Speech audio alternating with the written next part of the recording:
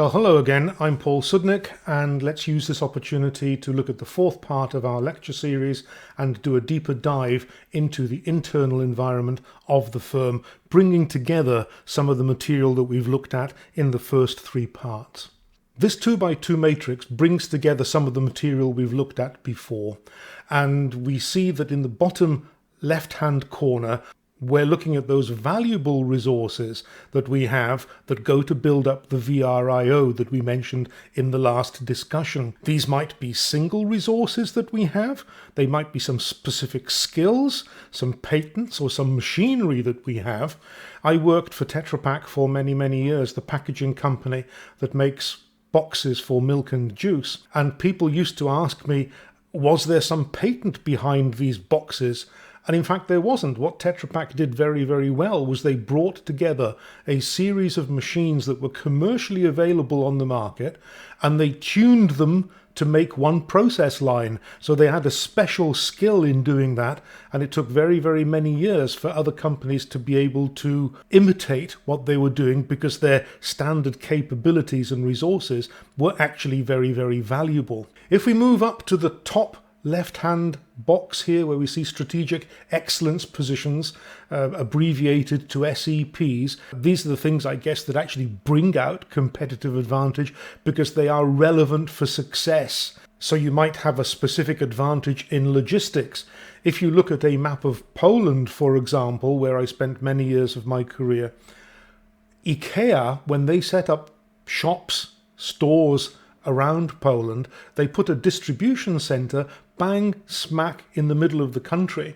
So even though they were bringing material from Sweden across the Baltic Sea, and their lorries passed many of their stores and could have dropped off material, what they actually did, they went to the distribution centre in the centre of the country, and that gave them a logistical advantage to actually distribute around the country. If we look then at the top right-hand corner, we look at the core competencies in this green box. These are the things that are non-imitable. These are the things that actually sustain your competitive advantage. And I often tell the story about a jewellery product called Tanzanite. I don't know whether you've actually heard of it or not, but Tanzanite comes from, or at least came from, Tanzania. The story was that in the UK there was a jewellery store that sold through television channels, and they were doing quite well, but then the owner decided to go in search of a unique piece of jewellery, and he went to Tanzania and happened upon a mineral that he called Tanzanite. Interestingly, Tanzanite is roughly of the colour of this box here. He then got a unique license to mine Tanzanite, and for several years he was able to extract this mineral and create from it jewellery that he then sold on his television channel very, very successfully. The success was actually so great that a secondary market began to exist for Tanzanite, and the value of the products increased immeasurably, and he was able to sell whatever he wanted, bracelets, rings, cufflinks, until the mine ran out of Tanzanite. And then he went looking everywhere to try and find new deposits of Tanzanite in the area, and there was nothing. Totally nothing. So he had basically had access to the only source of Tanzanite in the whole world, which for a period of time had given him sustainable competitive advantage. But then when the resources ran out, he no longer had competitive advantage because he no longer had a product, basically. But certainly whilst he did have that access, it was non-imitable. Nobody else had access to Tanzanite, only him. It was a monopoly, and he certainly made his money in the period that he had that monopoly. In the bottom right-hand corner, we see the unutilized capabilities, the missing links, so things that pass us by almost, if you like. The famous story of Siemens not being able to exploit fax technology because they did not have the marketing capacity or the marketing know-how. They had the technology, but not the ability to bring it to market. And so they were not able to create from their knowledge a situation where they had competitive advantage from that particular product. So the whole diagram, if you like, shows us the way around bringing together all these different elements that we've talked about up to so far. We've got to have the standard capabilities and resources. We've got to have some kind of uniqueness of product or of position. And we've got to be able to sort out the stuff that we know we can't deal with. And if we sort out that stuff, then we're left with the grey, blue and green areas, which actually show us then the route to a valuable, rare and unique and non-imitable set of internally marshalled competences, which will give us this situation of competitive advantage. And key to this competitive advantage then is core competency.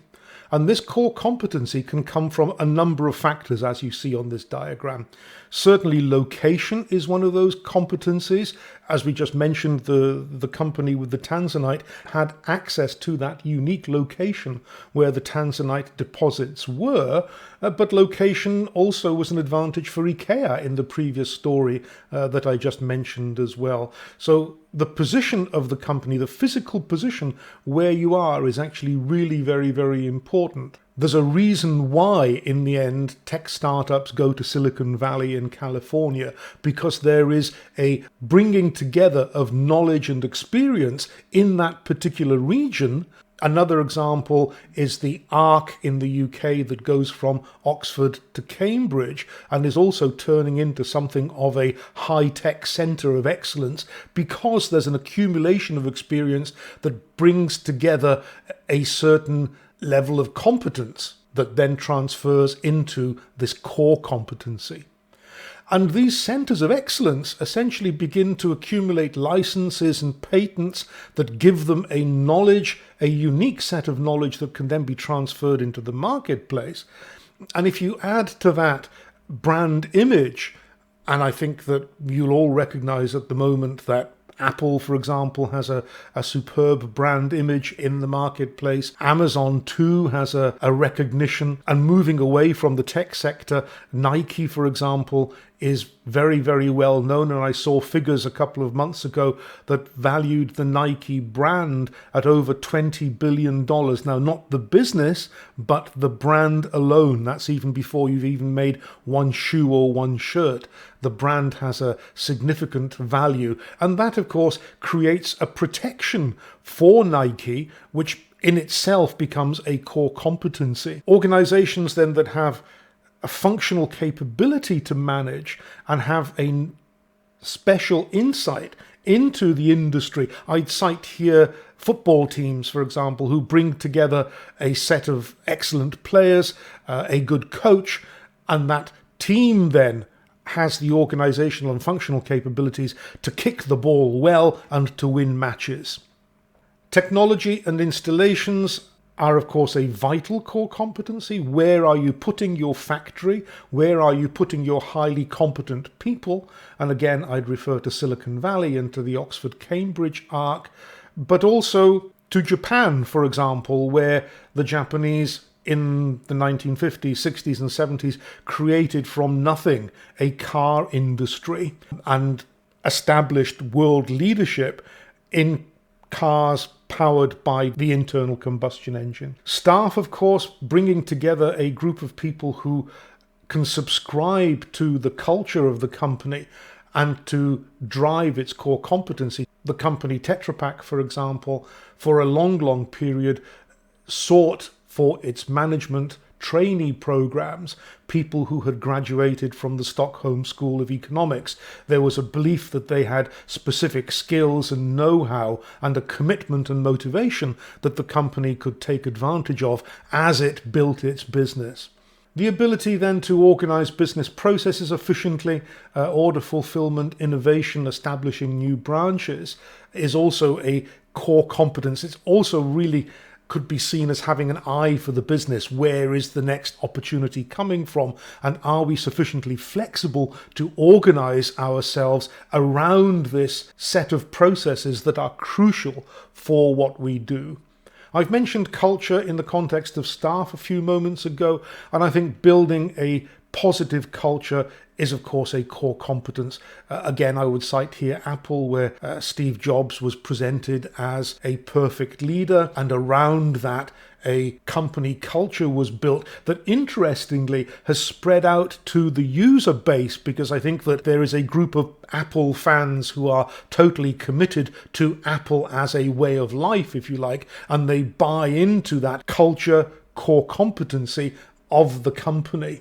And then ultimately relationships to the outside, to universities, governments, strategic partners. So the ability to actually continue telling your story so that your story is recognized and known in the business field where you are working. So real core competencies bring together value, the ability to push efficiency or performance to the highest level. They're unique. Competitors don't possess comparable competencies. Tanzanite, for example, and sustainable. So there must be a difficulty to substitute what the company's competence is, and there must be a difficulty to imitate. Because ultimately, if your competency arises from unique historical conditions, for example, the Japanese car industry, where they were able to take advantage of a developing market and their own need to restructure the country, this dynamism became very difficult to imitate for companies that were already established before the Japanese began their push in the car industry. And also, if the social and cultural processes around your industry are unique and difficult to imitate, then this also provides a wonderful base for long-term core competence. And of course, we try to build this on a diverse and diffuse interaction and use the unconscious knowledge that we have around what we do. A lot of this sounds a little soft, I guess, but the important thing is that we go back to the value and the uniqueness and the sustainability of our internal resources. Remember, we're talking about internal resources and capabilities, that we bring together this value, uniqueness and sustainability about them to ensure that they transform into a core competence that delivers long-term competitive advantage.